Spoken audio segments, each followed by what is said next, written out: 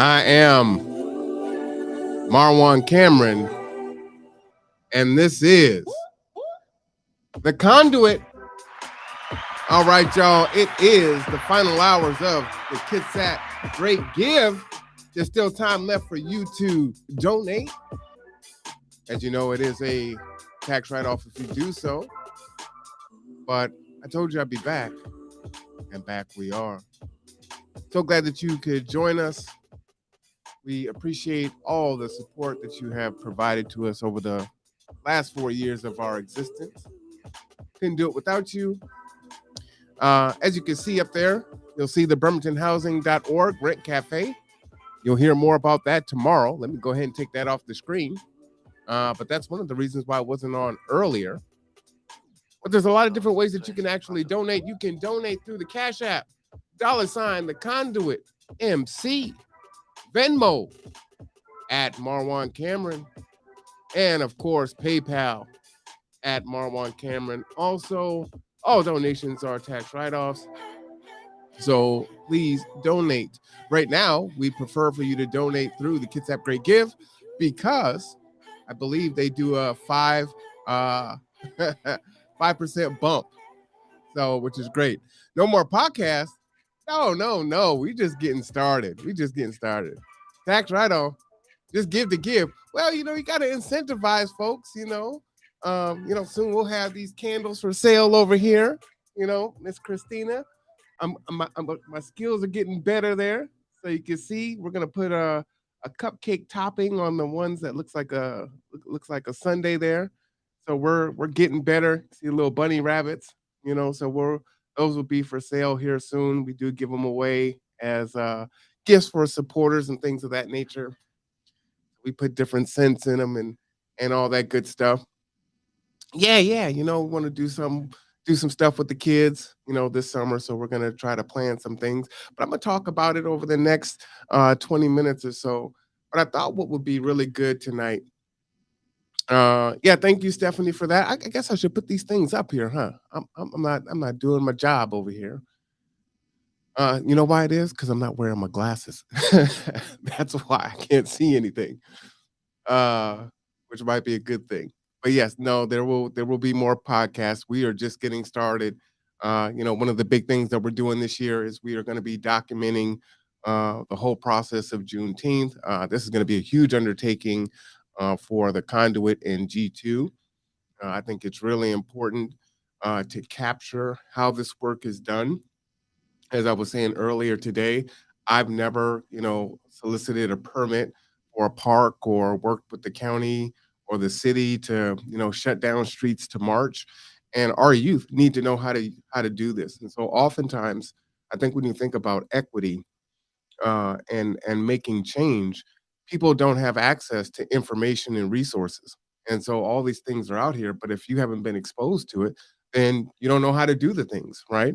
And so I want to document that for those that want to make change, but then especially for our youth, and so they can, watch the videos, listen to the interviews, listen to the passion, find out what it took to overcome barriers, duplicate things, and then also streamline it and change things. And hopefully that'll help to activate our youth and empower them. So that is what the conduit will be doing. So it is not going away. We're getting busier.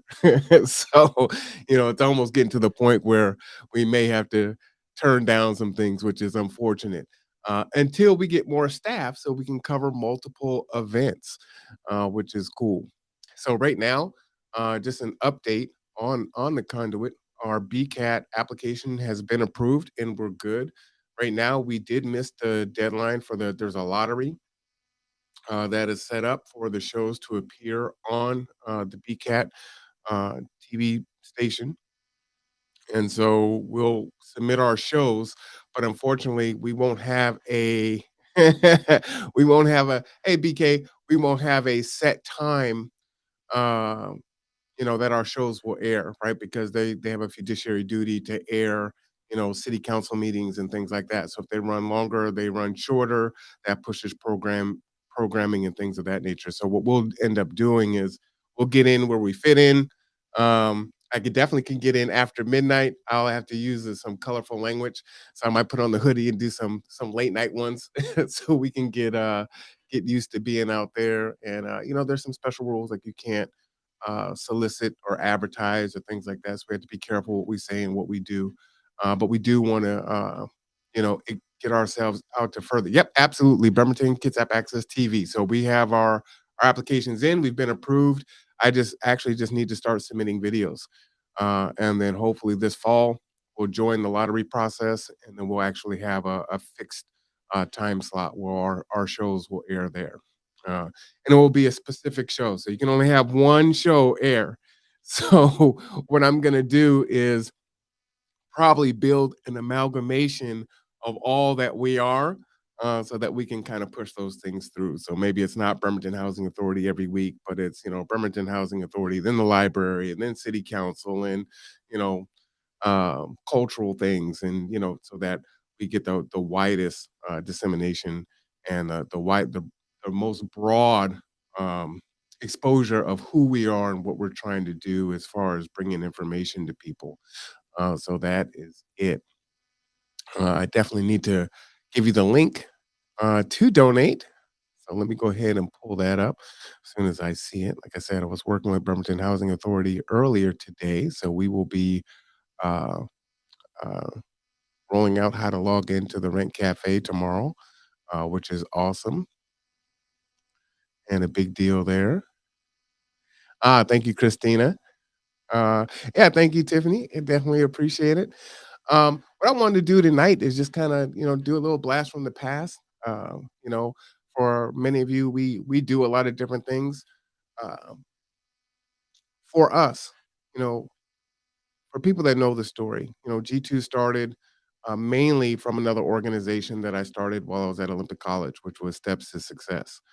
And there, business is about filling a void, right? And the void was there were students that had transportation issues, right? They either didn't have transportation or they were riding dirty, no license, no insurance, whatever the case may be, or their car wasn't uh, really reliable, so it would break down a lot, or they couldn't afford the fuel. So, that is a huge barrier with trying to get to the place that's going to change your life, hopefully for you and your family. And then the other thing that we saw was food insecurity. So I'm teaching class, and it's really hard to focus if you're hungry. And the food choices that students were making were horrifying. An energy drink and a bag of chips, right? And for some folks, that's all they had. But what's sad about that is the convenience is so expensive. Teaching people to use that money in a different way, to do some food prep, to bring a lunch that could sustain them through the day would be great. And then when those things exist, typically what's going to happen is as soon as class is over, I'm trying to get off campus, right, as fast as possible.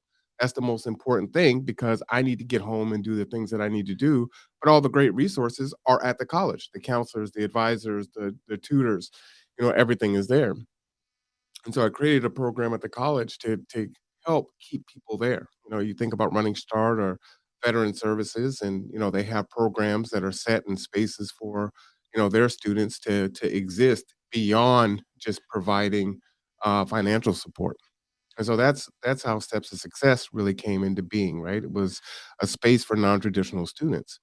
Um, but in 2018, I had to look at my plaque over there. 2018, it was like, all right, I had planned on doing something larger. And I actually had two different things that I was thinking about doing because I was a business management faculty. And so one of the thoughts was to buy a coffee house, right? And run students through the coffee house as a place to build soft skills, hard skills, teach them entrepreneurship, and do some other things, right? I tell people that I don't lose, I either win or I learn. So I'm not afraid to try things. And then the other thing was to, create something bigger. And so that's what we did. We decided with myself and founding members, Rob and Stephanie, to do something crazy and start a nonprofit and start it out of my house. And so converted my living room into a computer lab and started serving bento boxes here, and the students would come, across the street and get their lunch for $5, and off we went. And now, 4 years later, here we are. And as you know, so many businesses fail, and we had a very different model, right? I put little over six figures of my own money up to get this thing going. And that's not typically how, nonprofits are started, right? I mean, there's funding, grants, and other sources and things like that. So it's kind of an upside down model if you think about it. Uh, but for me, we can talk about a lot about the issues that exist in the community, and someone needs to do something, the government needs to do something, somebody needs to, the church should do it, or this person should do it, or whatever. And it's like, well, you know what? You can be very um, judgmental in that way, or you can be about it yourself. There's a saying that says, "Be the change you want to be." But I don't think that's a lot of Stop the cap. a lot of people don't actually, follow through with that, right? So they just kind of continue to criticize. And so my thing is, you know what? Dare to do something different, and fill the void in people's lives and try to help them, uh, through what their situation is. And myself being a non-traditional student, I only went to the ninth grade, right? I got my GED 2 days after I turned 16, and didn't step foot into a college until I was 24 at OC. So, and, terrified and scared to death. Already have a child, and the stakes are high, right? You want to get in, you want to get out. I was a brick mason, and destroyed my back. Being a bricklayer, and now I've got to use my mind, and it's terrifying. So I identified with the students that I was teaching, and I knew how high the stakes were for them. And they're sitting in a classroom with 17-year-olds and 16-year-olds. My youngest student, I think, was 13-year-old, 13. She was smart. She was super smart. Had to have a waiver to go to OC, which was pretty crazy. But anyway, the younger students, they're thinking about the party and having a good time. They're not trying to figure out toilet paper and diapers and utilities and things like that. So you've got adults and kids sitting next to each other, and it's a total different experience, right? So every failure of a class, or a bad grade, or a setback, or low scores, or I can't get to school, or whatever the case may be, the impact is so much greater, right? And you see so much starting and stopping. We had shout out to Kevin. He came onto the podcast early last year, and he talked about how we used to party in the house on Pacific, and I started going to college, and I tried to tell them, look, man, they got the fast food. They will pay you to go to college, right? And just come. I'll help you fill it out and do all these things. And they would clown me and just I mean, they teased me mercilessly. It was horrible. But I went and I went and I went, and I was of a split mind, right? I still wanted to kind of be out in the world, but at the same time, I knew that this is the direction that I needed to go into in order to provide for myself and my family. And so it took a while. It took probably a good year of me going to class, and leaving after class, being that student, like I said, trying to get off campus as soon as possible, and I'm going straight to the hangout, right? It happened to be my brother's house, and they're just waking up from the night before from partying, playing video games and drinking and smoking, and the girls coming over or whatnot, and they get up and take their shower. I'd get the homework done, and then I'd go home, and I would do that, and they would tease me like, "What are you doing? You're wasting your time." Because of course, took me like 4 years to get a 2-year degree, which is the story for a lot of people. Um, but eventually, I was able to not be of dual mind, and I was able to, focus and say, "Hey, this is my priority. This is what I want to do. This is what's going to be best for me and my family." And so I've got to give those things away, and I had to get over the FOMO, right? The fear of missing out. I don't want to miss the party. I don't want to miss the good time. I'm home studying while they're having a good time. Um, but I did that, and it's kind of lonely, when you make that decision, when you make that choice. But it was important, and I was motivated, and it was difficult. I was angry because I didn't want to hurt myself. I was making like 30 something an hour, uh, in overtime back in 1997. So to be in college and not make anything was definitely a hardship for sure. I mean, starving student is a real thing. FOMO, you never heard of that? The fear of missing out? Really? That's a big deal. So, you know, yeah, it was a huge issue. But, I started getting my momentum and continued to work through it. And, um, unfortunately, when I did get my associate degree, I thought that I was gonna be, walking downtown with a three-piece suit on and a briefcase and my $100 umbrella making six figures, and they, they were like, uh, "Seriously? You're that degree isn't worth the paper it's printed on, so, try again."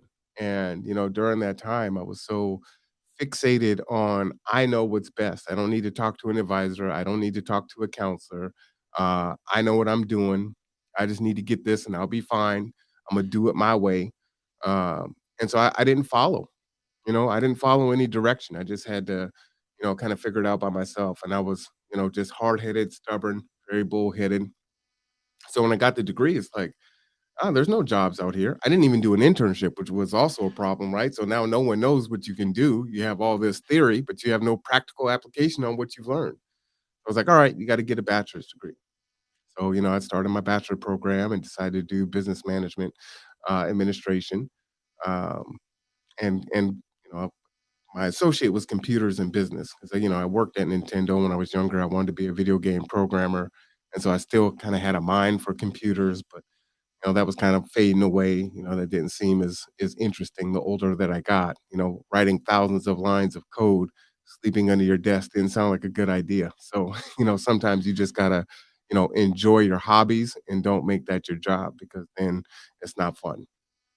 So I did that, and after some time, at that point, I met my soon-to-be wife. Years later in calculus class, from a math instructor who still teaches there, which is pretty crazy. So, Aaron Breckenbush is pretty old, but that was our calculus teacher, and so we were friends for a while, and then we finally ended up getting together.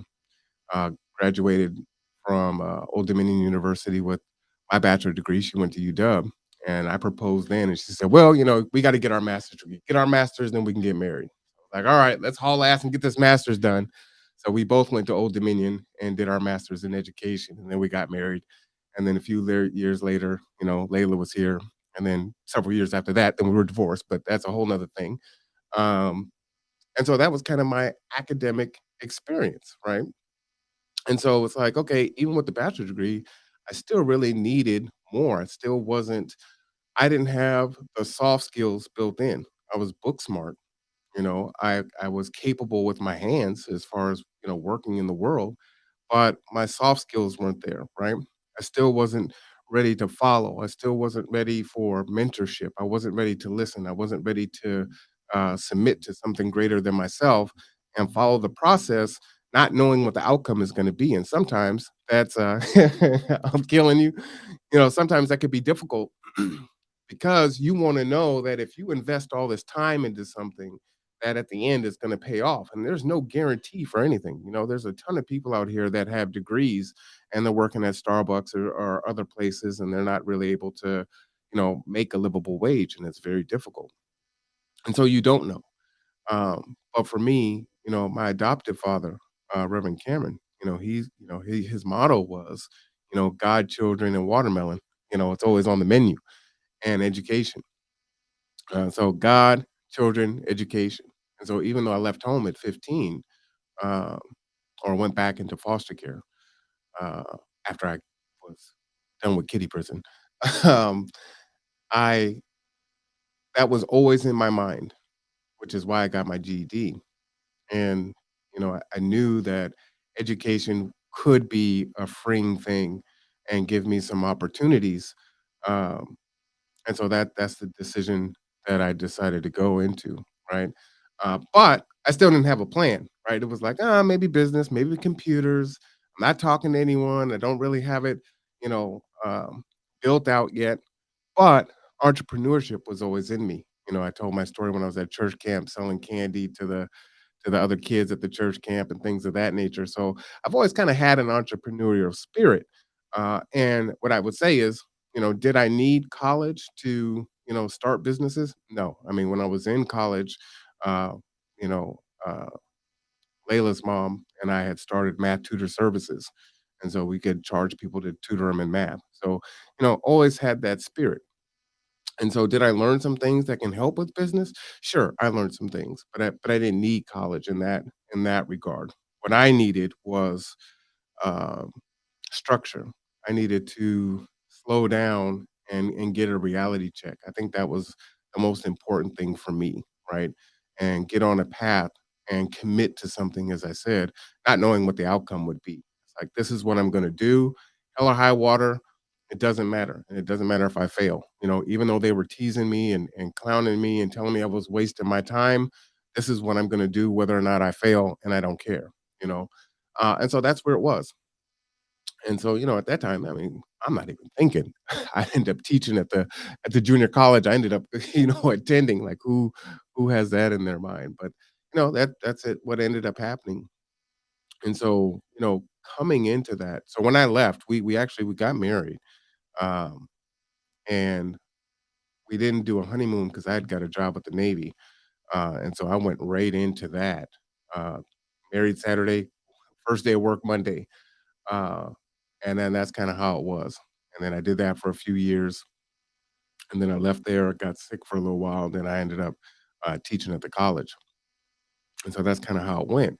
But from that, you know, going through it, you know, understanding, being more than just sympathetic and being empathetic, understanding, the journey, the challenges, the obstacles, the hurdles, that folks have to go through. I would tell students that, being a college student as an adult learner or a non-traditional learner is like an episode of Survivor, right? Can you outwit, can you outlast, and can you hang on? Because there's so many things that are in your way that will cause you to derail, right? And that's just kind of how life is. And because of that, I wanted G2 or Steps to Success to be that thing to help folks to get over those barriers, right? We can't stop you from experiencing hardships.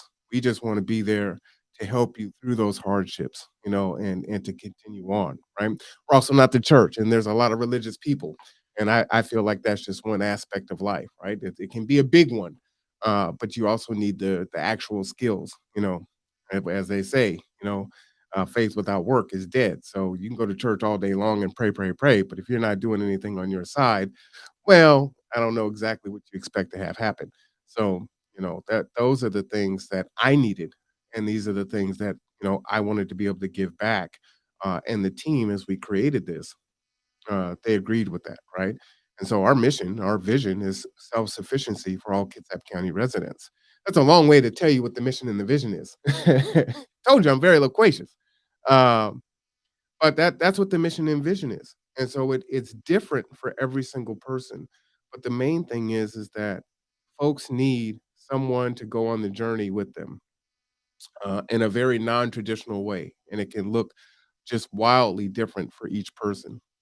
You know, for some people, it's writing a letter to the judge, sitting in court with them. For someone else, it's allowing them to do house arrest in my house. For another person, it's just being an ear. You know, um, giving them the hard truth, tough love. For another person, it's giving them a place to allow them to be creative, a space where they feel like they belong, that they're not in the way, that they're not that they're wanted. So it's so many different things.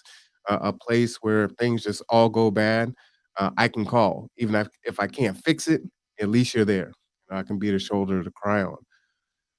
So, that's what G2 is. And so we do transportation, and we provide food and soft skills and hard skills and job training and computer classes and information and knowledge and all these different things. Um, but a lot of it is humanity. We're providing humanity. You know, um, a lot of us don't really fit neatly in one box or another, and when you don't, you can feel like you're definitely an outsider. And we want G2 to be that place where this box fits for you, fits for everyone. So come on over here. So, hey, I'm not into football. Okay, that's cool. I'm not into video games. Okay, that's cool. I'm not into going to the club. Yep, that's cool too. I remember check my PDF in the email. Oh, is that for the For the letterhead, yeah, I think that looks good.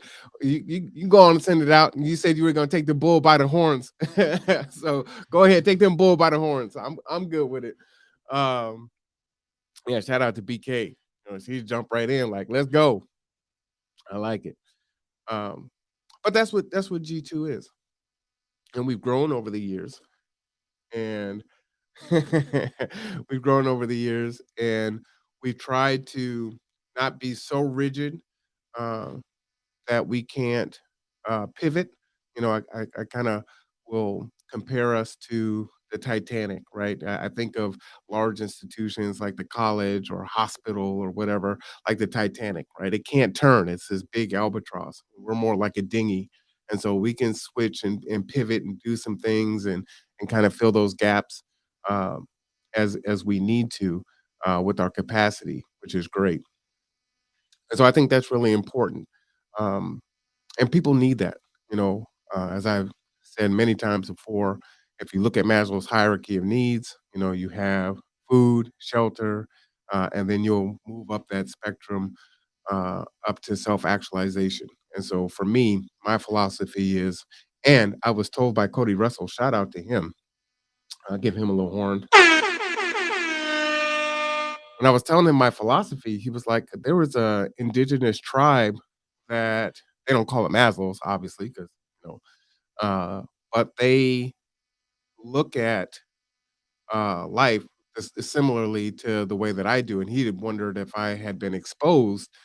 Dinghy can hold 700. He had wondered if I had been exposed to these indigenous folks' viewpoint on life and working with people, and I said no. But I believe that, you know, Maslow's hierarchy is more spherical, right? And so, you know, you can be working on shelter, on your basic needs of shelter and food at the same time of your self actualization. So, you know, many folks will come in, you know, to an agency for services like, I need food, I need this, I need that, I need direction, whatever the case may be. But it's so much more powerful and empowering if that person can at the same time provide services to other people, right? The things that we're trying to fix in our life, the things that we're trying to improve, right? I want to make it sound like, you know, something's wrong with our life. That's not always the case. It's not always something that we made a mistake. It's just circumstance or whatever. But whatever we're trying to improve in our lives, these things take time, right? Months, years, you know, to achieve our goals, if we achieve them at all, at whatever level. And because it takes so long, the people that tend to stay on the path are folks that are really kind of tied in, right? So if you're sometimes you need that workout buddy to say, "Hey, I'm not going today." Like, "Yeah, you are. Come on, let's go." You know, up two more reps. You got this. You know, no, we're not going to make that food choice today. You know, you need that buddy, you know, to help you through that. So that's kind of how I see G2. So be a service provider while you yourself are receiving services uh, and at the minimal, what it does is it helps you not watch the clock as you are trying to change your life, right? Because you needed to change yesterday, but it's not going to change today, and it's not going to change tomorrow, and it's going to take a while. And you know, we often have to remind people, you know, it's like, oh man, I'm still here, and this and that, and you know, I'm beating myself up off the decisions that I made, and you know, putting myself in the situation 2 years ago, and I'm still looking, you know, so many years into the future. I'm never going to get there, and I have to tell them to stop.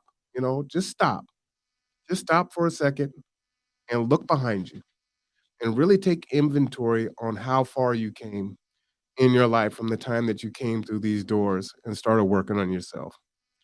And when they do that, they're they're amazed because they're so focused on the end goal and how far away it is that they hadn't looked at all the progress that they've made, all the footsteps that they every step that they hadn't taken before or had taken but decided to turn back or decided to sit down.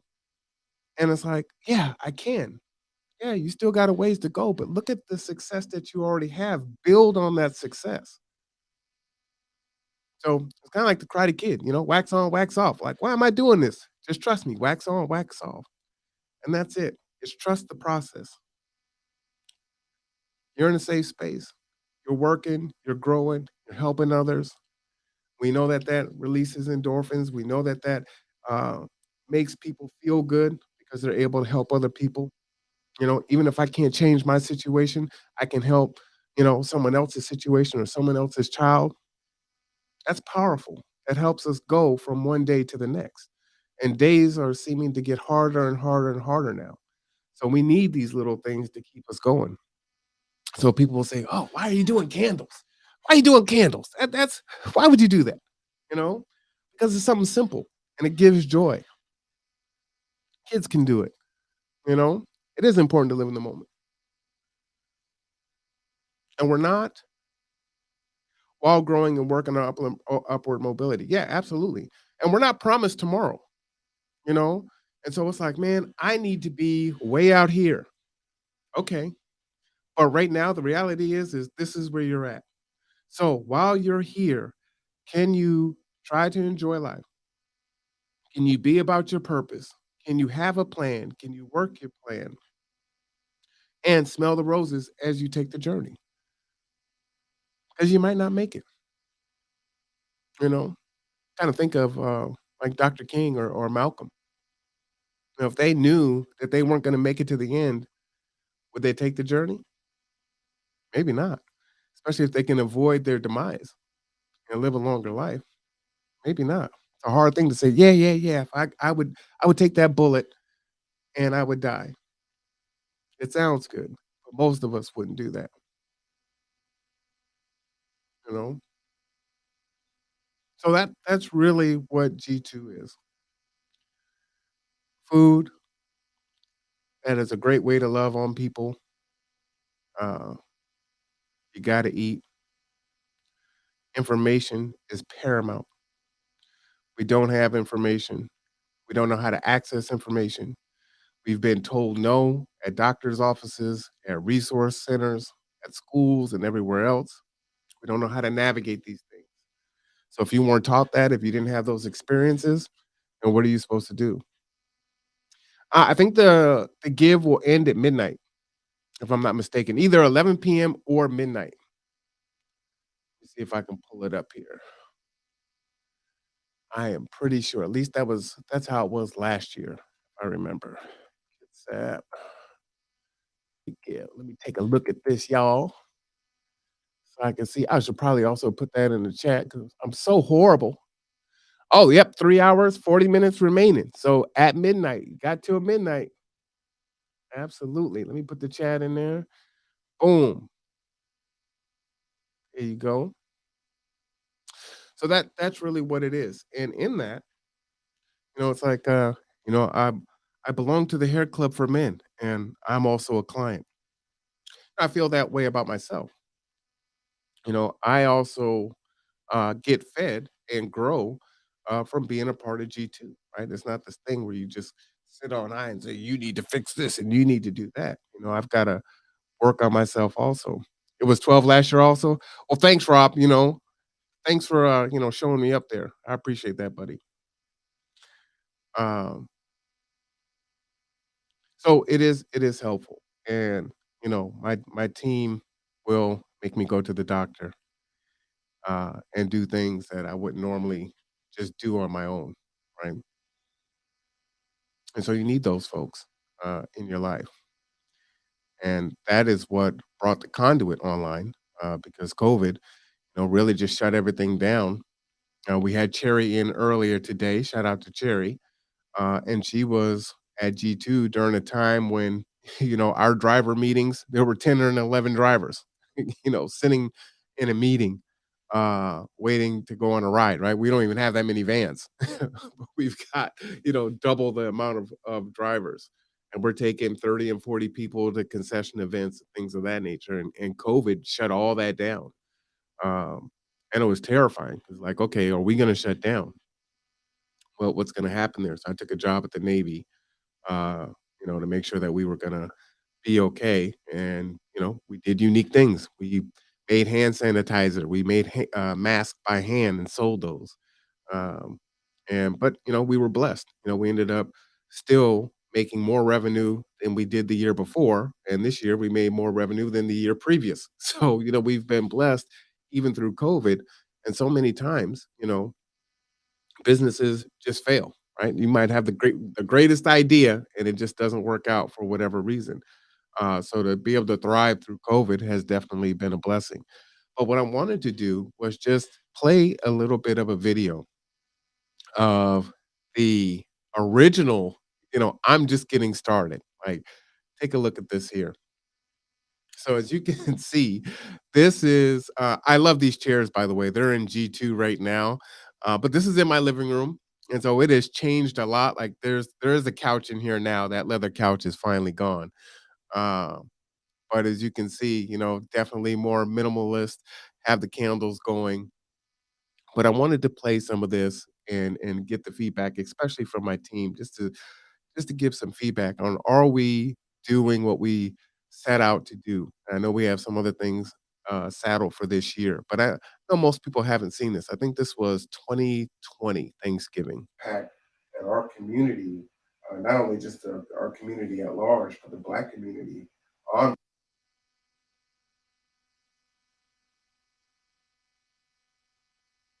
All right, let me fix that. Of course, I did play this before. I think that's a big deal. What are the benefits of volunteering? Why is it so important? What can it do for you? And how does it change the world around us at large? Um, we talk about, nutrition. Talk about things that interest me. For many of you, you know that I'm an avid coffee drinker, but now I've become a tea drinker. So Earl Grey is definitely my favorite tea. And I like Earl Grey probably just about as much as I like coffee, maybe even more now. So I really love tea. So I'd love to get your recommendations on teas that I should try. Video games. For many of you, you probably didn't know I used to work for Nintendo once upon a time. I wanted to be a video game programmer. So yes, I do play video games. I love video games. Don't have a Yes, I do play video games. I love video games. I don't have the time to play as much as I would like, um, but it is something that I think is great, and it's a lot of fun. And it's a billion-dollar industry, so I mean, not that that means that that's a good thing always, but there's something to be said for it. So we'll talk about that. We'll talk about savings. I want to talk about being a father, what it's like being a single father, uh, and talk about mentorship and brotherhood, how to start a brotherhood, how to be healthy men and grow and be able to support each other, and how to support your households. Christina, I don't know if we had actually spoke yet. I think I met you, Akuye, and Deborah for that meeting at Marvin Williams, the infamous meeting that June or May. So I think this was pre that meeting, So these were kind of my musings and thoughts and just trying to get started and just share, it's pretty crude. I don't have any of the equipment that I had before, which is pretty crazy. But what do you think about, is the conduit going in the direction that I'm kind of I kind of look at this like a journal. I don't write, so it's nice to kind of talk and then listen back to it and say, "Hey, are you on that path? If you're not, how did it change?" I think that's important. These conversations don't often happen, and if they do happen, maybe they're happening in some of the churches, let's say. But if I'm not a member of that church or not interested in becoming a member of that church, where do I go to find fellowship or mentorship, or to start some mentorship or fellowship of my own, where I have a place to go where I can get sound advice and I can vent and become solution oriented and not just complain, right? Working on soft skills, hard skills. Want to talk about self improvement, how to build positive habits, how to get rid of bad habits, and what that takes. Want to talk about self care and self love. I think all of these things are really important. I want to discuss resources, how to invest, how to save money, your physical health, how important your mental health is, um, challenges with addiction, um, you know, talk about education, homeschooling. For many of us, hopefully sometime early next year, maybe our kids will go back to school, but this may be a new normal. All of us aren't going to be able to send our kids back for different reasons, right? Um, and there are definitely some benefits to homeschooling if you're able to continue to do that. Reconciliation, how to prepare. And what's interesting about that is, at that time, we had no relationship with Kids at Public Health. We didn't know that we would end up, working with them and providing the transportation opportunities for folks to get vaccinated. So it's really interesting, how things have kind of progressed. Through Christina, we got connected with Dr. Yao from UW, and he talked about prostate cancer for Black men, and we did a podcast about that. Um, so just really cool things that as I'm speaking here and talking about what I would like to do with the podcast, the things that we've already done are things that never would have crossed my mind as being something that would even happen. So it's been way more than I thought, which is pretty awesome. Doing the first annual, African American Veterans of Kitsap County Award Show. And that's one of my favorite podcasts that we've done.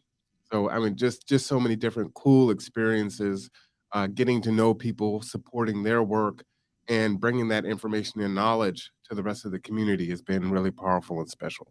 Relationships that have been severed for whatever reason, whether they were severed because of you or severed because of the other person. How do you have reconciliation, even if that's reconciliation with yourself, so that you can move forward and heal from that and not carry that baggage into other relationships?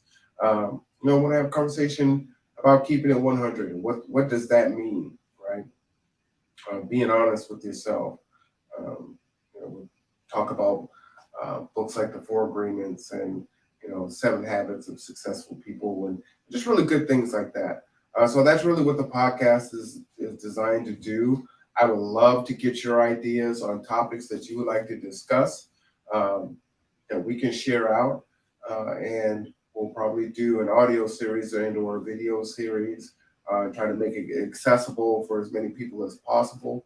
But I really do want it to be an interactive thing where I'm not just talking at you, but we're talking with you and having a conversation based on some of these topics that are brought up. So, this was just a list of ideas from a brainstorming session on what people wanted us to talk about.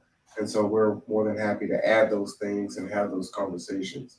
So that's our podcast series that will be coming up. And so you'll see more about it. But please feel free to reach out to me on Facebook or however you know how to get in contact with me, and tell me what your ideas are and why you want to.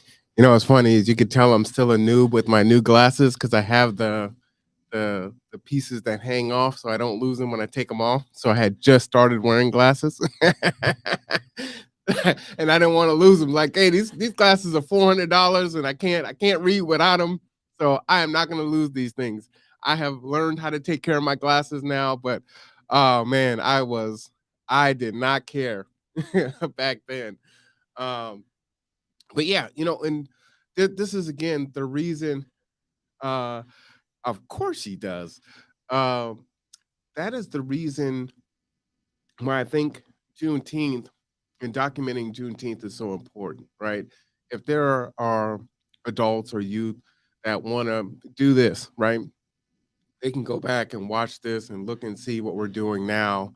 Uh, just add a pocket protector. Wow. Uh, you know what? I actually have ruined a few shirts, so a pocket protector wouldn't be the worst thing. But anyway, um, they can look back at that and say, hey, you know what? This is a thought that he had. I have this idea, and how do I get this thing off the ground, and how do I start doing it?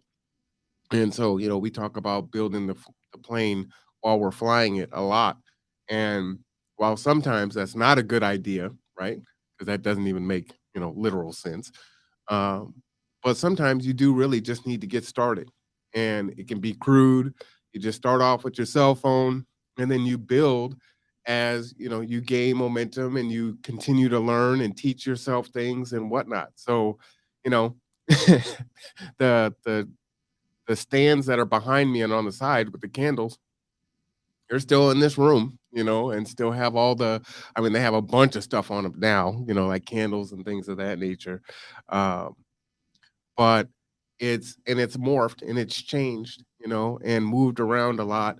There's been a lot of growing pains, and there will continue to be growing pains. Um, and you're like, I don't know what's going to come of this, but we know that people need access to information, and that piece is really critical. And who is going to provide that? We keep saying somebody needs to, and that somebody is us. So we are the ones that are doing it, and then we can bring other people together, and then you discover there's other people that are doing great things too. So let's just all connect to each other together, lift everyone else up, and call them out when we have to, because we do that too. That was for Christina. But it's holding each other accountable, but also praising folks too. I think that's a big piece that's missing. There are a lot of organizations. Tomorrow I'll be attending um, the Continuum of Care Coalition, COCC, which we used to attend back in the day. So I'm going to attend that tomorrow. And then hopefully, um, well, I'm going to be asking, hopefully, that I can actually provide their meeting in this format so that it could go out to the masses. Because apparently, there's like 30 to 40 organizations that work with housing that are here in Kitsap County, right? And so each week we have on the Bremerton Housing Authority and KCR, and now the county and Kirsten Jewell, shout out to her. But if there are 37 other organizations that are still out there, like Coffee-O and several others, well, we need information from them too. So I'm going to ask to present in May, and then see if they are willing to provide that information out. Right now, we're in talks to, at least, if we can't do that, tomorrow's show, I will attend the meeting. Katie Sharp from BHA is going to speak tomorrow. She's presenting tomorrow at that meeting, and then we'll all come onto the podcast and we can at least share out what we took from it. So until I get that permission, the conduit will have more information on housing to share out to the conduit community. So definitely tune in for that, and that'll be big. And that's how this is supposed to go, right? So those are kind of my musings there. Let's see if play a little bit more. So we do need volunteers to make this thing go and to make this thing grow. Volunteering is tremendously important, right? Again, uh, we need drivers to, drive folks around town to get them to where they need to go. Our mission is self-sufficiency for all the residents here in Kitsap County and beyond. And in order to do that, the transportation that we provide is to take folks to their mental health appointments or their doctor's appointments or grocery shopping or to run errands. And also sometimes, or to see their children. But sometimes it may be you just want to take your family to a restaurant and you want to have some fun and do something that you haven't been able to do. So all of these things are critically important. We know that there isn't bus service on Sundays. The bus stops running pretty early in the evening. And so that can be difficult to use our public transportation to get around. And so we need volunteers for that, right? We need dispatchers. We need office workers. We need social media people. We need folks to manage the website. We need people to make phone calls and reach out to people and get donations and things of that nature. And like I said, help to grow the organization. The benefits to individuals is, it gives them a space to give back, right? That's really important for a lot of people to be able to do that and to try to find a space for them where they can give back, where they feel enriched. But it's also a place for you to learn, new soft skills or new hard skills that you can take and apply to your life, right? It's a place to feel connected when you're volunteering. The holidays can definitely be a very lonely time, um, and throughout the year it can be also. And so volunteering can give you a sense of belonging to something that you didn't have a place before, right? I'm not into martial arts. I don't play an instrument. I don't speak a foreign language. I don't dance. So what do? I can give back. I can drive. I can answer a phone. I'm great at filing things. I love social media. There is a place for you to be able to give back and to be a part of something that is trying to do good in the world. Um, and so I think volunteering is really important in that aspect. Uh, so as I said before, what we need is pretty much everything. And there's things that we don't know that we need that we may need. So if you have ideas, reach out to us and please let us know. Hey, this is what I do, or this is what I might be willing to do. So can you find a way to use me? And again, even if you said, hey, I can drive for you from 6 p.m. to 8 p.m. on Wednesdays, great. That means that during that time, someone is going to get to where they need to go. And so that's tremendously important. Hey, I can come and help you cook your meal that you feed on Thursdays. Oh man, that would be fantastic, right? I can help you come and serve the meal. I can help you set up or break it down. Uh, that's a big deal. That's a big deal, and it's not a uh, this big undertaking where you have to volunteer 10, 20, 40 hours a week. That's not required. But really, it's just your time and your spirit and your expertise on what you bring and your willingness to learn. That's what's important about volunteering. So we can definitely use your help. Uh, we now do have our first wheelchair accessible van, which gets it gets logoed this Friday if all things go well. So soon you will see if you saw our vans before on the street, you're not gonna be able to miss them now. I mean, whoo boy! Shout out to Tiny Mushroom and uh, Catherine. She really did the thing in her design. So you will see us out on the road for sure. And we've got a contract with Kitsap Long Term Aging and Care to transport wheelchair bound individuals um, or elderly. So that is awesome. So thank you to them for that. And I wanted to show you our new website. So big applause to Pastor Ellington, who got our domain name back that we lost. It was so painful. It really was. And he worked his magic and he got our site back, which of course it looks like the site is down. So which is horrible. So he fought to get it back from GoDaddy, and so now we're I don't know if it's through Vistaprint or what the deal is with the website, but we lost g2g2.org and had to go to gtwogtwo.org, and it was horrible. So to get that back was awesome. But we're still working on getting everything ported over. We don't have email. We lost email last Wednesday, and we're still trying to get that back. So, it's just things like that. However, if I could have shown you the website, what you would have seen is now you can actually book transportation right from the website, which is fantastic. Um, it's updated.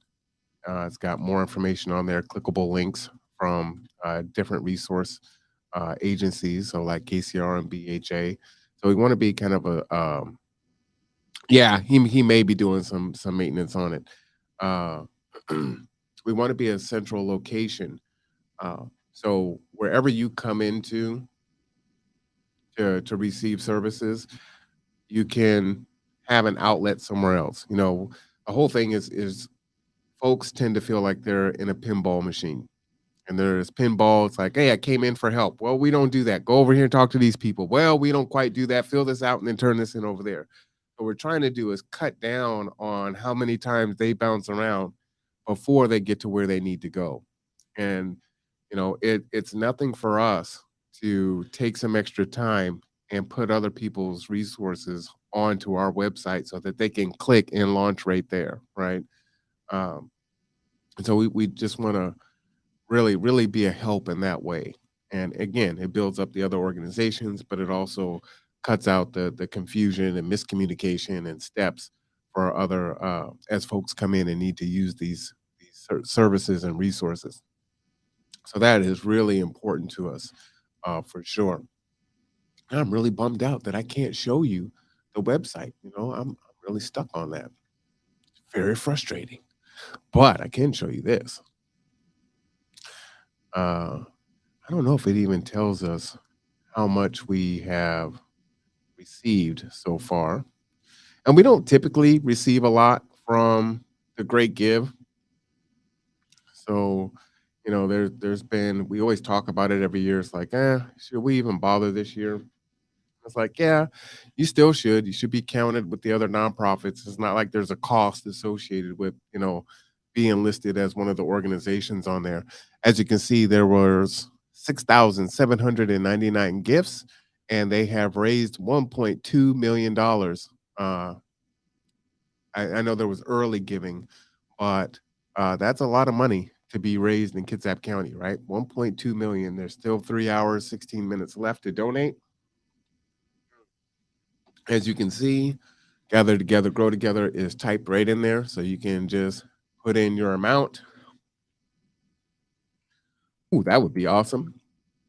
And then go next, put in all your information, and then next, and then boom, Bob's your uncle, as they say. I actually did have an Uncle Bob. He was he fought in the Vietnam War. He came back, and unfortunately, police beat him within an inch of his life, and he was never right again. So he just kind of mumbled and oh, do, do, do, do, do, do. And so it was unfortunate. But my memories of Uncle Bob, I was 5 years old. He had these really long, thick black nails, and he would smoke bugles, right?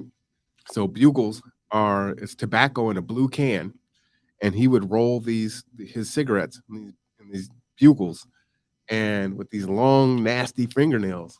And we'd sit on the porch, and I was like a little puppy dog because he would have a big piece of bologna with the red rind on it. And he would cut chunks off and give it to me. So I would just sit on the porch with him and he would just talk at me. I don't know what he's saying. And he had bologna. And so I would just sit there and listen to him talk while he gave me bologna. So it was great. That was Uncle Bob. And he would say, "Oh, the governor, this and that, and whatnot." And my grandfather had to take care of him because he couldn't be on his own. Let's see. I googled you earlier today to view your website, and it didn't come up in my search. Yeah, it literally it came up for me last night because I was trying to prepare for today. Yeah, last year it was 2 million. Um, and that's a huge decrease. That's almost a 50% decrease there from last year to this year.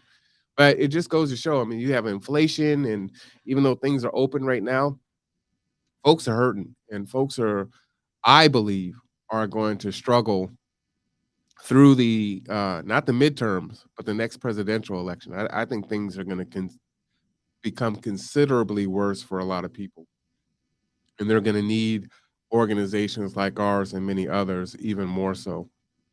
And the more cash strapped we are, the less that we can do, the worse it's going to be for folks.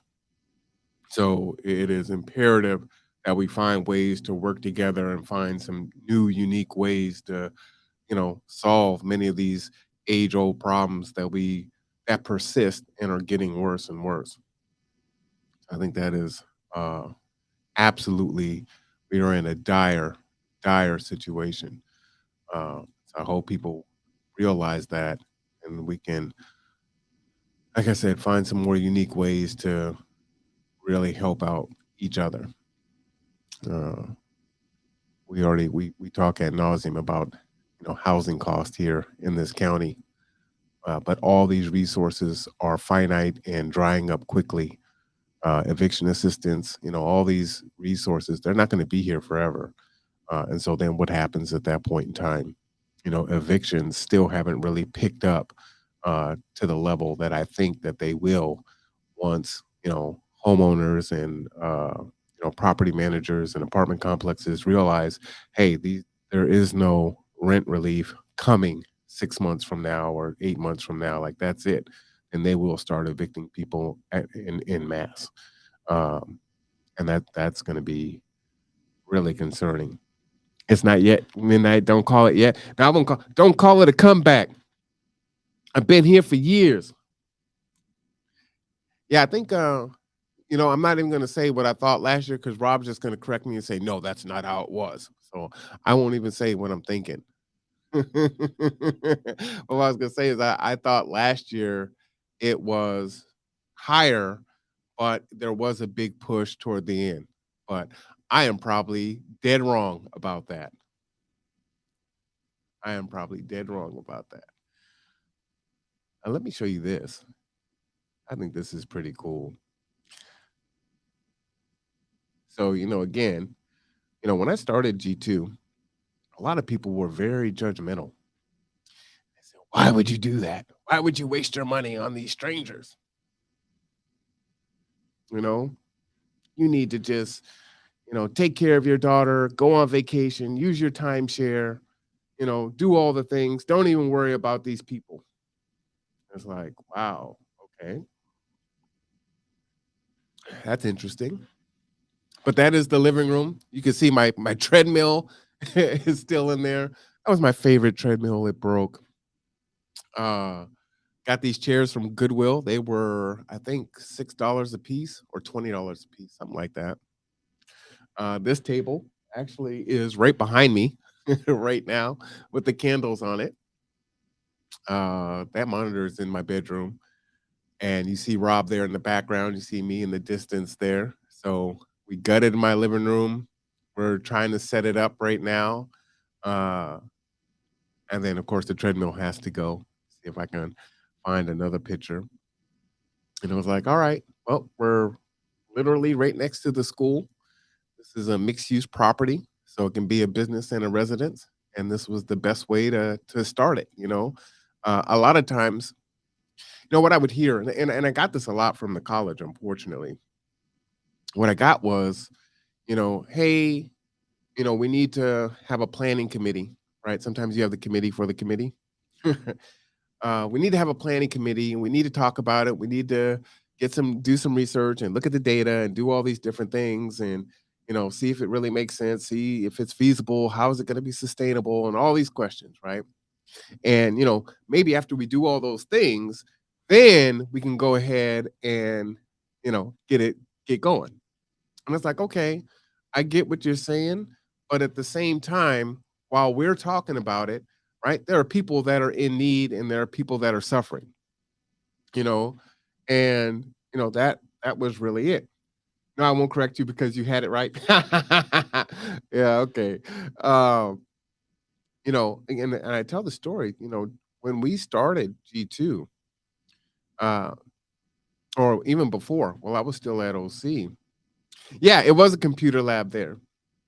When I was at OC. So I was teaching Excel and Word and basic computer skills and things like that. So now what's so interesting is right now those tables that the TV is on have found their way back to where they were. So that's kind of ironic that is they're back together and they're there. They have not been in that position in years. So that's pretty funny. You can see the couch is in the living room or in the hallway as we're trying to set this thing up.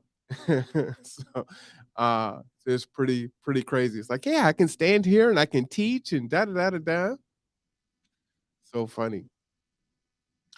But while I'm at the college, right? My niece is sleeping in a car at the old Jack in the Box on Wheaton Way, which is now a Mexican restaurant. And it was her and a bunch of other 20 somethings that were sleeping in their cars in that, parking lot. And so unless she came to OC, went through my program, right? She would not come in to my class. So even the program that I had at the college wasn't really designed to even help my own family member. And so for me, it's like I've got to be able to do more because there's so many people that are being missed, and they need it. So that's another picture there. Yeah, it is definitely changed. I was telling BK the story on Sunday. So an opportunity came for us to get a building downtown, and so we applied for the building, and they denied it. And it was like, okay, is it our credit? Is it because we're a new company? Like, what's the deal? And so I wrote a letter and I said, hey, can you give us some feedback on why we didn't get the unit? And so what they said to me was, this is the second bedroom, which was my office, which unfortunately my brother passed away, so now it is storage. you can't even you can't even get to that window right now, which is funny. Uh, I said, can you tell me why we didn't get the space? And so, Reed Real Estate says, you know what? I'm actually glad that you wrote.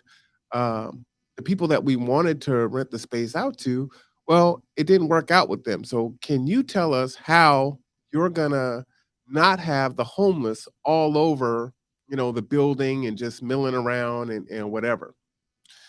Kind of an offensive thing, right? So, it's like I had to write a page and a half letter to them saying, this is how we do business and this is how we serve the community. And so this is how this won't be a problem. And so after that, it was a family, a law firm owns it. It was a family law firm. So I guess they checked with them and they were like, yeah, okay, we'll go ahead and give them the space. And so we signed was it a 4-year lease, a 3-year lease with 2 2-year options. And so right now we're in our first 2-year option in that building. So, it all worked out, but it's really unfortunate that, you're trying to do the work and, there are folks that would obstruct your work uh, just because. Shout out to Shaylin. That was actually outside of her house, which is funny. So Shaylin made it possible for me to store all of my stuff. Matter of fact, most of my stuff is still in Shaylin's garage because I needed a place to put it. It was like, all right, you can put it in the garage.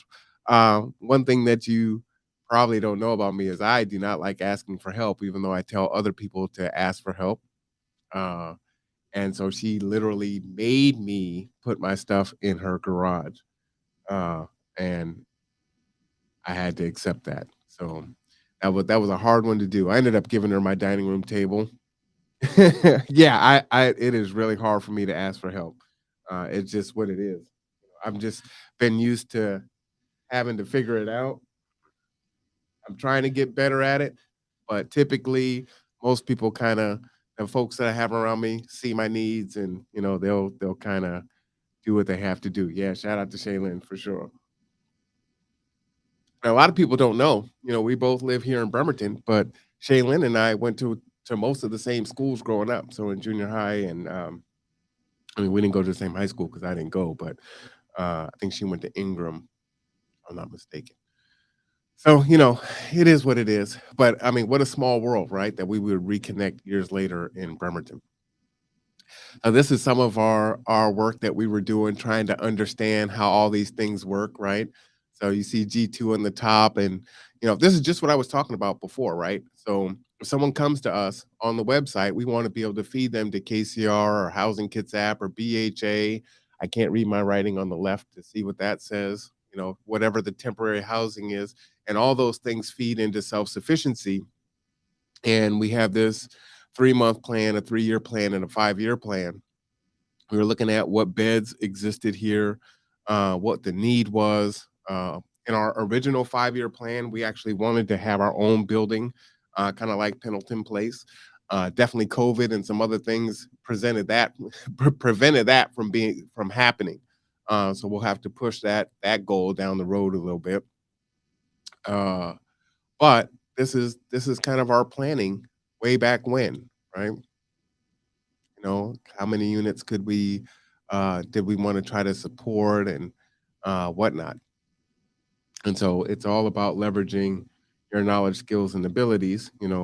Uh, me, my experience in construction, Rob being our general contractor for construction with his 30 years of experience, and just trying to put those things together to provide uh, what we can, and make our impact the lives of the people that we come across for sure.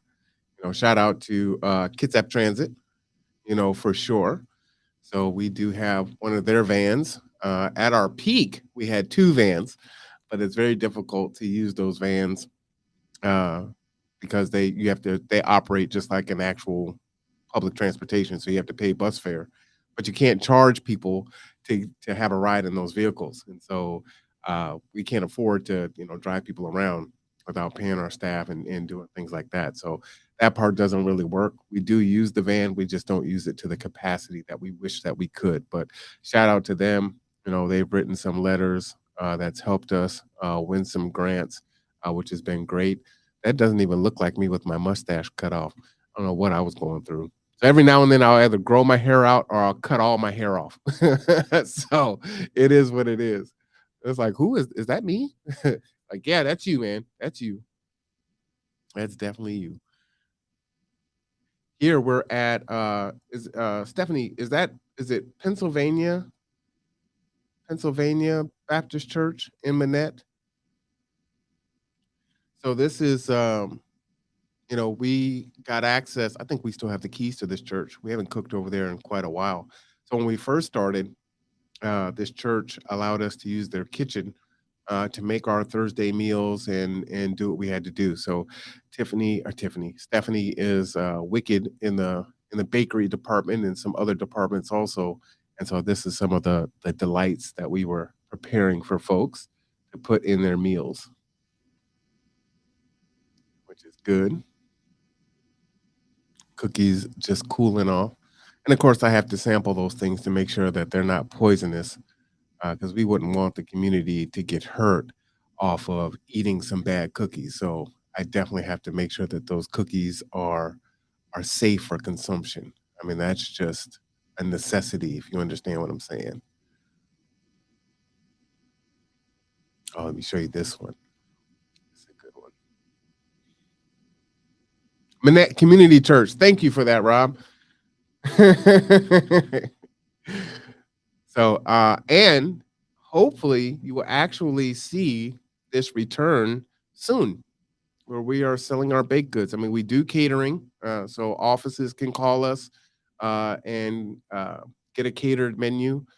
Stephanie will typically offer three ideas. Stephanie, you mind telling folks what those three options typically are when they cater from us? So usually it's like an office party or a holiday party, and so we'll provide meals. And those cookies are dangerous. And I have to pay for them too, which is I don't think that's fair. I think I should just get them for free. It's like whatever. It ain't right.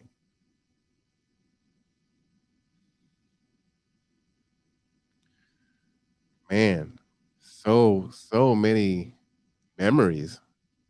So cool to look at these things. Gotta find a better way to share this stuff though. Oh, yeah, yeah, yeah. I know. I mean, there's so many different things that we do, and then some things we don't do, as often. So a lot of people don't know about it. So, yeah, barbecue sliders, wraps, salads, and other varieties. Weren't you offering a chicken or what was it? I can't remember. Because we have parents and kids in the space, you know, trying to wow people with my fine china. I don't know where my Noritake collection is. Maybe it's in Shaylin's garage. I have a Noritake set that's really nice. I don't even know why I know that. Like, why would I even be into China?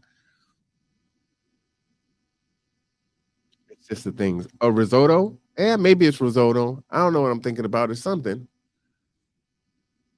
Help me out. Help me out. Oh, this is a good one.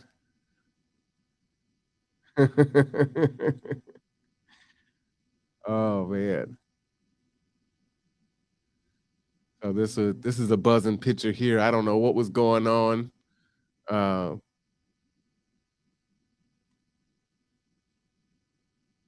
you see Drayton there when you're offering the macaroni salad. Oh, that's coming soon, actually.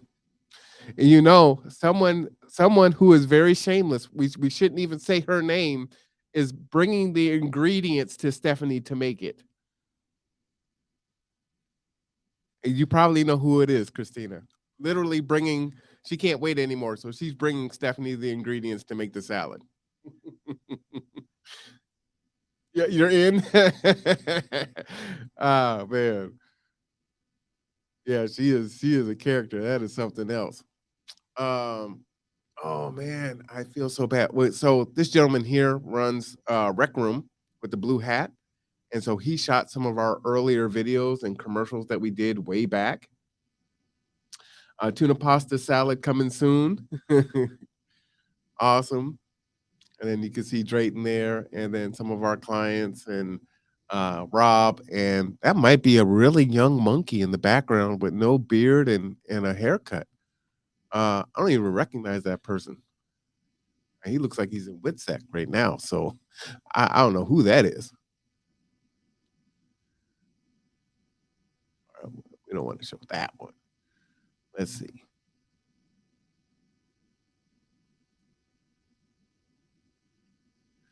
So yeah, this is G2. Some of the original pictures, and again, when I was talking about the footsteps and looking back, I can beat myself up and say, man, the whole plan is we wanted to, have a piece of property now and a full kitchen and be able to do all these different things, and we're not where we want to be.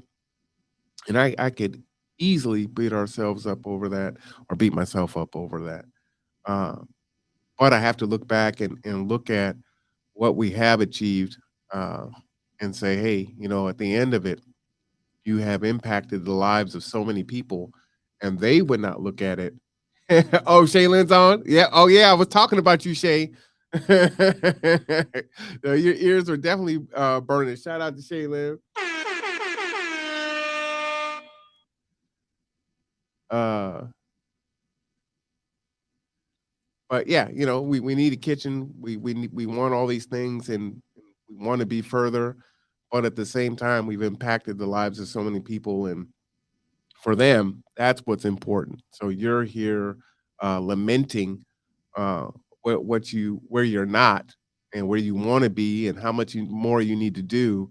Uh, but then when you talk with the folks and they tell you the impact that you've made in their lives and how you've helped them and helped their families, then it does put it in perspective, and it helps for you to say, okay, uh, that's don't lose sight of what's important, and that's truly what is important.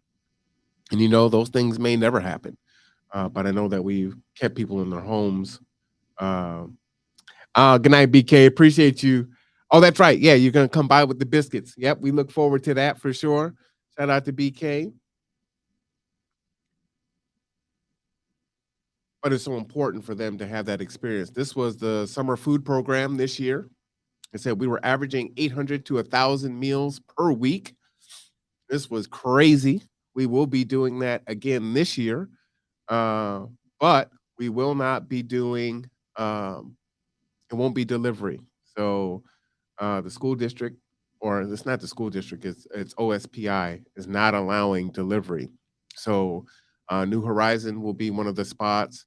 I think we're working with KCR and some other places to host the spot also. So we will have 3 or 4 spots that our food will be available for parents to come down and bring their kids. But this was a lot of work, but this made a huge impact on people. And so this was definitely an important program. So I'm excited that we're going to continue that this year for sure. And again, not part of what we were looking at doing, right? Just another opportunity that presented itself, and we just had the audacity to try, you know, and do it, even if it meant that it might not work out. It might not. But we're gonna go ahead and do it anyway. Oh, let's see. Well, Shay, you and I haven't talked in a second. So, I'm always doing new stuff. So here's the latest. We're making and selling candles now. Let's see, what does that mean? OSPI uh, is not allowing delivery required. Oh, so if OSPI is the Office of the Superintendent of Public Instruction, and so because of COVID, so every summer they have a food program for kids, right? And so when there was no pandemic, parents would come to wherever the food was being provided, and the kids would sit and eat their lunch, and then the parents and the kid would go off and continue on with their day.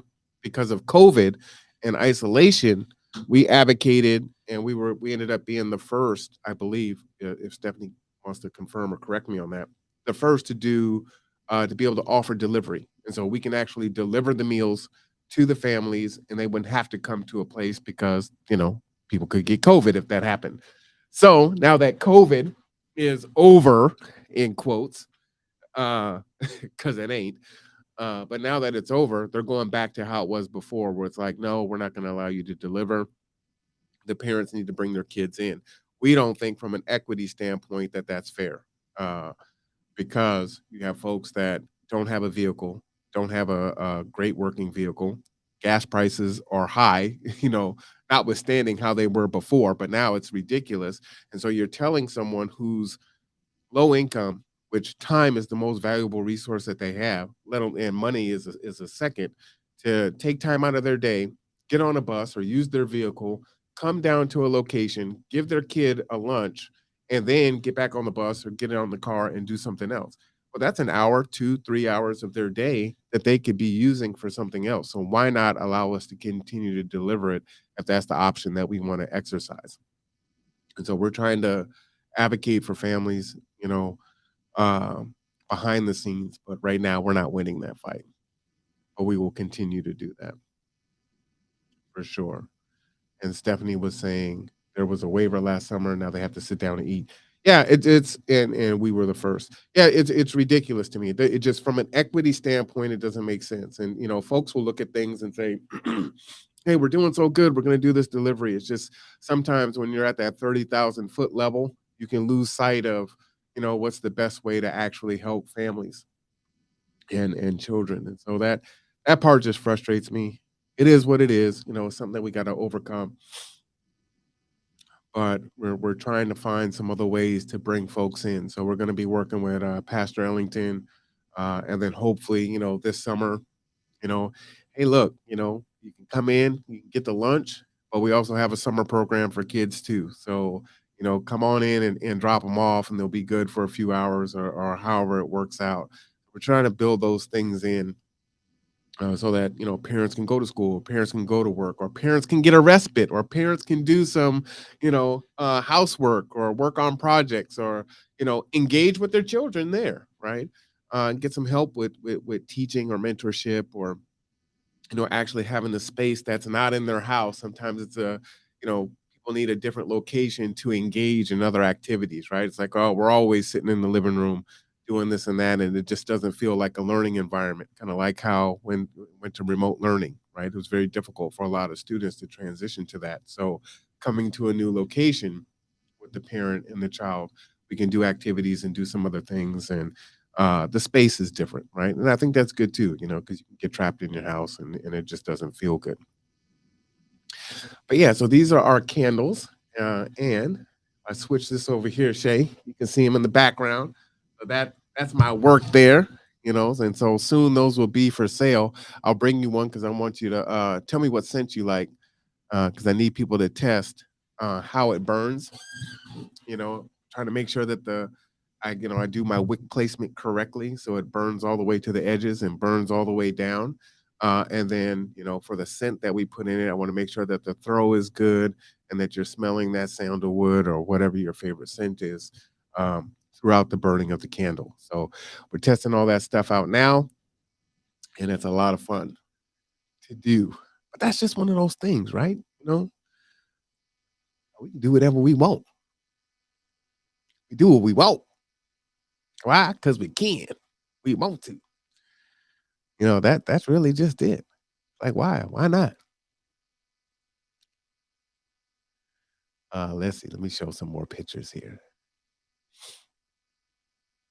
I appreciate everyone hanging out this evening for a little bit, sharing in our history and our experience. I still think we're one of the best kept secrets in the county, fortunately, and we're working on that for sure. Those things definitely take time. All right, my little computer's like, I can't do it. You're pushing me too hard. I know you got to do more. Let's see. I'm looking for I have so many folders. You have no idea how many files, videos, pictures, and I'm not the most organized because I'll go through a bunch of computers. And as I go through these computers, right, as I go through them, I've got to port all the stuff over uh, from another computer to the hard drive. And I've got folder after folder after folder. On this computer, I had a G2 folder. Now this computer has a G2 folder. Now there's two G2 folders. Um, this is like our Krispy Kreme events when we do our fundraisers. We probably should do one of those here coming up soon. That's always a big hit. Man, I tell you what. Yeah, I got one for you. Which one do you want the Pilsner or do you want the cupcake one? I'll drop it by maybe tomorrow. Ooh, you do? You want some Krispy Kremes? We don't have any Krispy Kremes, but we need to sell some. Man, my whole car smelled so strong driving back with the Krispy Kremes. And the Krispy Kremes, they go quick. You bring Krispy Kremes to the county and they lose their mind. Quick, fast, in a hurry. But that's always a winner. And that's us trying to find different ways to uh, fundraise. You know, it's important for us to it's always kind of been difficult for us to ask for for money. We've never really been good at that. So, we just try to find ways to create revenue on our own. But we do understand that it's important to have to be doing all the above. It's just difficult to do.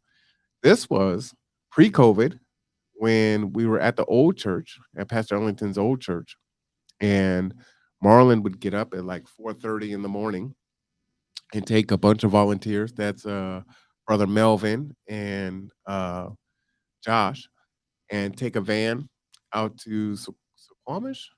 Suquam- uh, oh, the tribe is escaping me. But we'd go out there and we could get these huge salmons for $1 a piece. And what we would do on Sundays, well, on Fridays, we'd come back. Oh, I didn't do this, but they did it.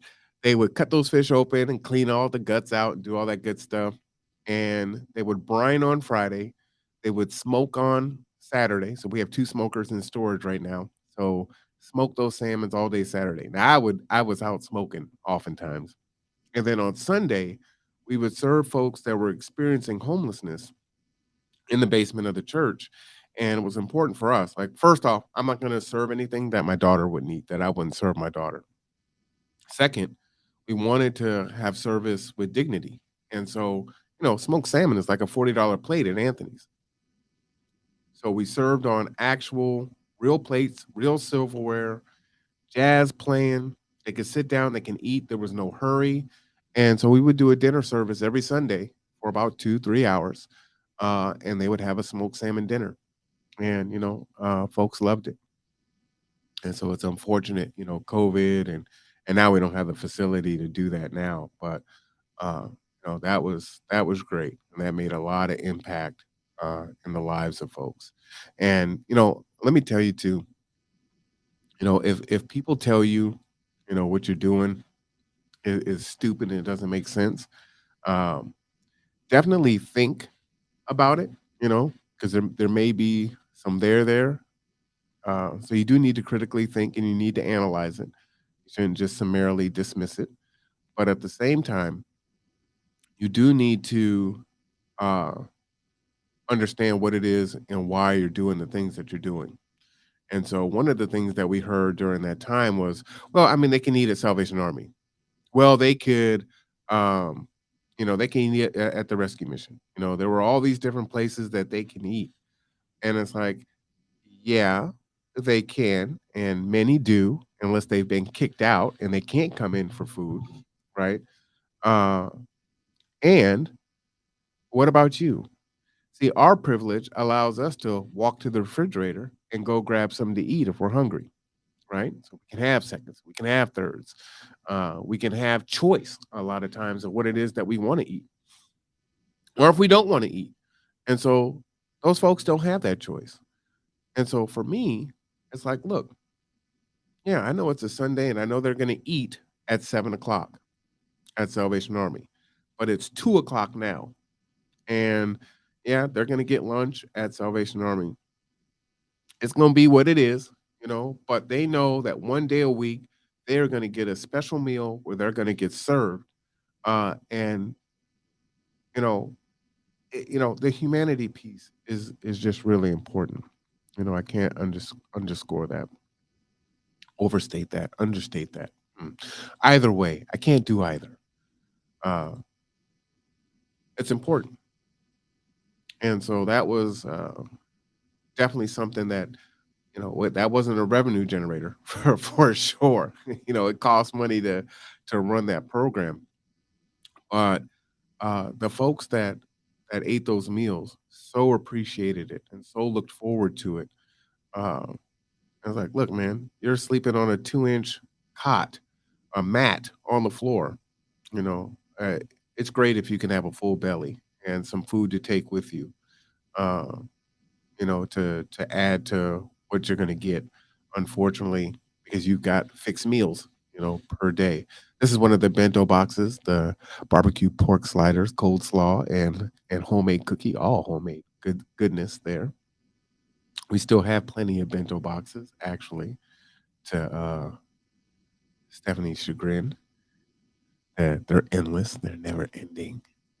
You can still purchase those too, by the way. I think they're $25 for a case of 20. Quite durable, dishwasher safe, microwave safe, freezer safe.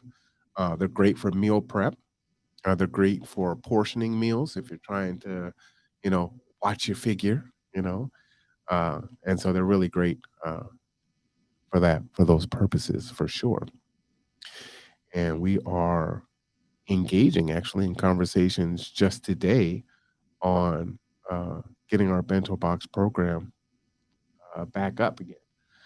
Thank you, Carl.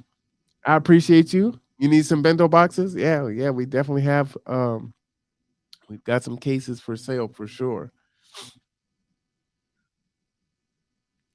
Let's see. Oh, look at this picture here. This is one.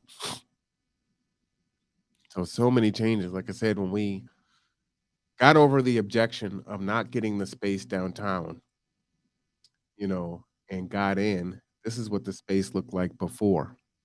So now it's got the blue awning and our logo is up in the window now. But this is what it looked like previous. You can see in the corner there, our transit van is parked in the front. So many things had changed. The co-op hadn't even opened, you know. And I was just telling someone the other day, oh, it was BK. So BK was like, you know, who knows about you guys, and Josh Farley should do an article on you. I'm like, it is what it is. And unfortunately, the Sun has done articles on the restaurant that was downstairs, which was Cray's Diner when they opened, but we opened before them. And then the co-op had been trying to open up, but we opened up before them. And they came and they ran a special on them, and the mayor came to see both of them. But neither of them ever have come to G2. It's like, wow. So you came to the left, you came below, but you didn't come upstairs. So it's just like, it is what it is and cannot be deterred, by that. You just have to keep doing the work and it'll sort itself out. But yeah, this is the old days right there. This is when we first moved in. Always nice to look at the old images there. And again, to see how far you've come and where you want to go, what you want to keep doing. Let's see, will this play for me? It might.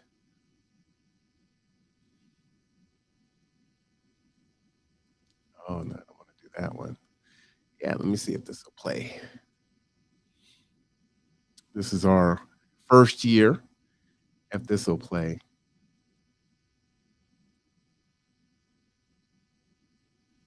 Pull that up here. All right. Pull that back over here. And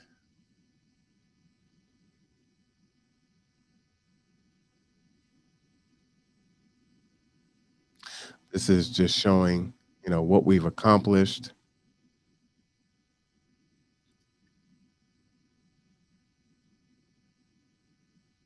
Shows our ridership.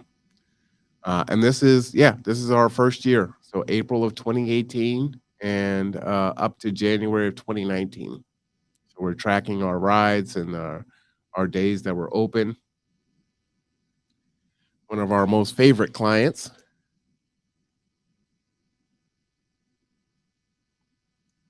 Jana Marie and Pup Pup. These were some of the places that we were hoping to be able to take our clients to, which that list has probably tripled.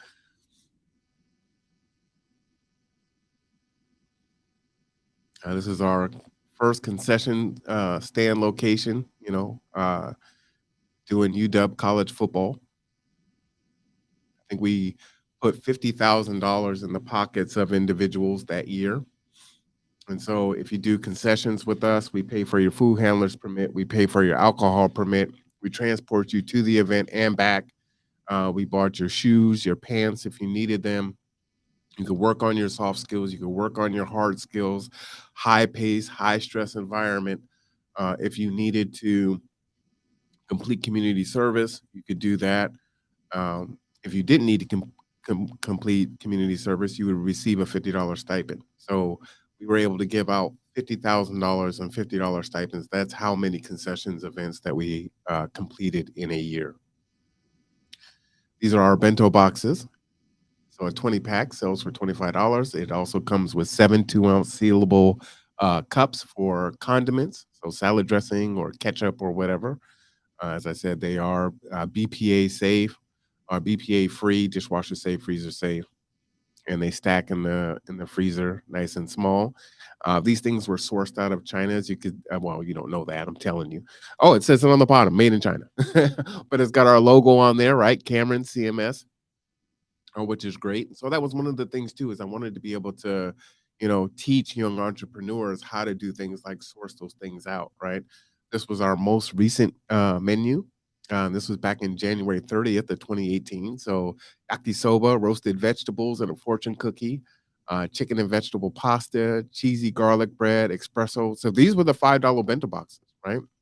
Shepherd's pie with a roll and a cranberry apple crisp, chicken Florentine risotto, roasted vegetables and cinnamon jumble, and then cilantro lime tacos, beans and rice, banana bread muffin. So these were the meals that we were selling for $5. I don't know how we were selling them for so cheap, but that's what we were. So if bento boxes come back, they'll probably be $12. Just to let you know, because food prices ain't no joke. It's serious. And so, and then we also donate. At that time, it was 50 meals a week to Youth for Christ and other after school programs. And so that is how you know, we're getting it in the very beginning there. So always so cool to look at that stuff. I love it. I was looking for another video uh, that I wanted to show. I know I showed it during our birthday, so maybe not so important now, but pretty cool because we had a partnership with the WNBA, which was pretty fun.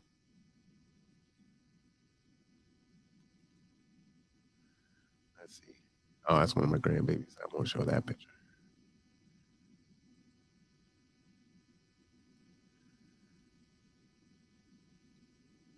Oh, this is an. I won't show that. It's an invoice from when we started. We were teaching computer classes up at the Vista uh, in the BHA housing up there by Winco. And so they were paying G2 to teach computer classes up there. I don't know if they would do that again for us. I need to inquire about that. So we've got the computer lab back up. We've relaunched that program.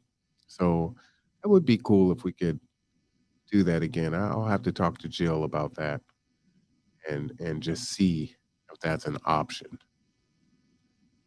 That would be pretty cool. Let's see. This is a picture of our bento boxes here. Pull this up.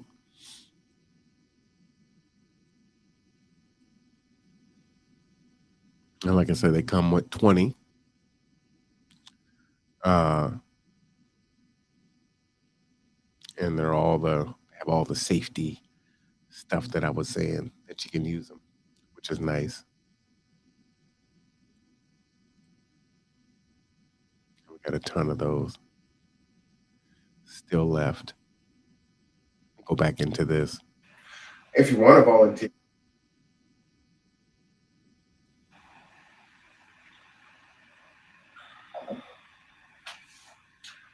In closing, as cliche as it is, the saying, all we need is love. Dun, dun, dun, dun, dun, dun. All we need is love. Dun, dun, dun, dun, dun, dun. All we need is love, love.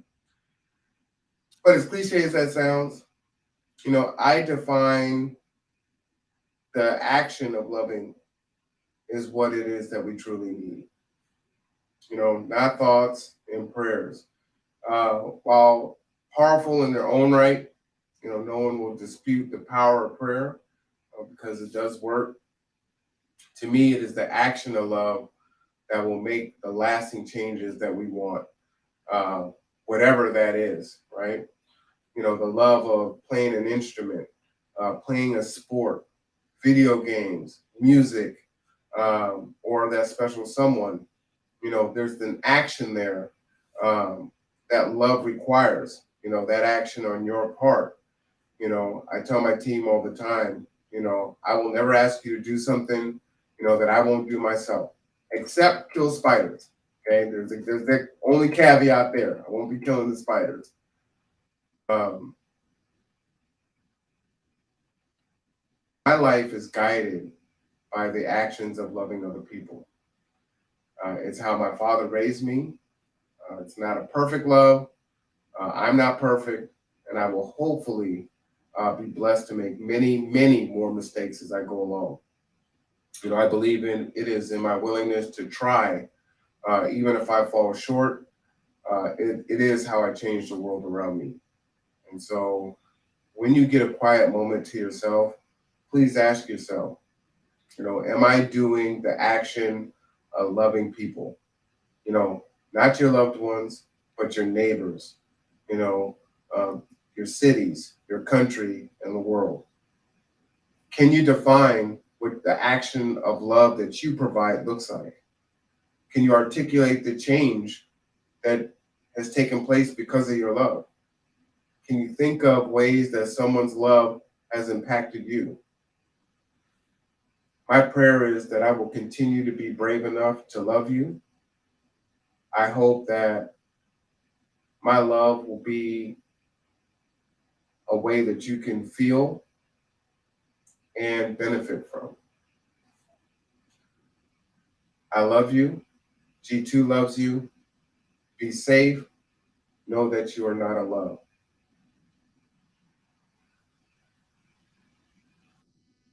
All right.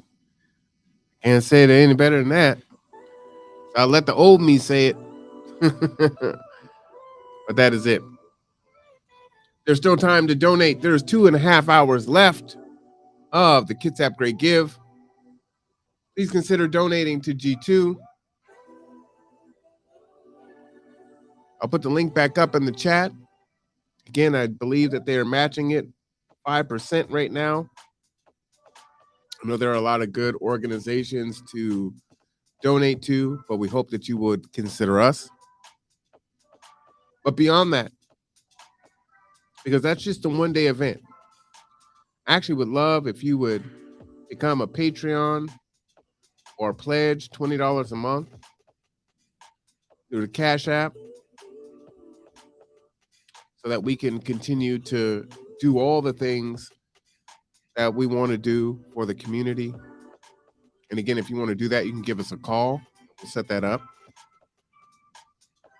$, the conduit, MC is where you can do that.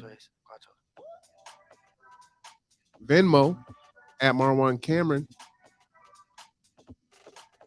PayPal at Marwan Cameron. You can email us at theconduitpodcastshow@gmail.com. Website coming soon. You want to email G2, gather, the number 2, grow at g2g2.org. Our phone number is 360-373-3000. As you know, every Wednesday at noon is Tipping Points and Puzzle Pieces with Mark Boatwright Frost. 3 p.m., Bremerton Housing Authority, KCR, and the county, talking about housing and other issues centered around housing. Every first Tuesday is the Kitsap Regional Library, where Priya Chari, shout out to her.